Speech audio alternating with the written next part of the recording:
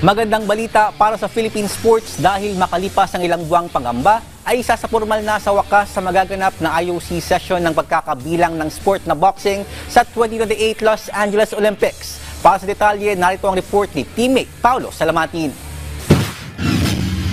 Magbubunga na rin sa wakas ang inisyatiba ng World Boxing bilang bagong governing body na hahawak sa Olympic boxing events. Ngayong aprobado na ng International Olympic Committee board members ang proposal na mapabilang ang sport na boxing sa magaganap na 2028 Los Angeles Olympics. Bilang formality, kinakailangan pang lagdaan ng halos 100 miyembro ang nasabing desisyon sa magaganap na IOC session ngayong linggo. Simula pa kasi noong 2020 Tokyo Olympics at Paris Olympics noong nakarang taon, ang IOC na ang namahala sa pag-organisa ng boxing tournament sa Olimpiada matapos tanggalan ng rekognisyon ang Russian-led International Boxing Association o AIBA dahil sa mga ilang issue nito sa pamamahala at korupsyon. Ikinatuwa naman ni Philippine Sports Commission Chairman Richard Bachman ang mga ganitong klaseng balita, lalo't isa ang sport na boxing sa mga pinagkukunan ng bansa ng mga medalya sa Olimpiada.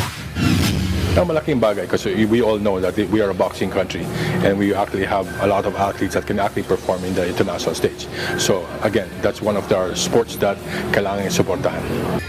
Ngayong pirma na lamang ang hinahantay, tumaas palalo ang moral ng mga Pinoy Boxing Olympians para sa kanilang pag-iensayo sa asam na muling makatapak at maiangat ang bandera ng bansa sa 2028 LA Olympics. Paulo Salamatin para sa Atletang Pilipino, para sa Bagong Pilipinas.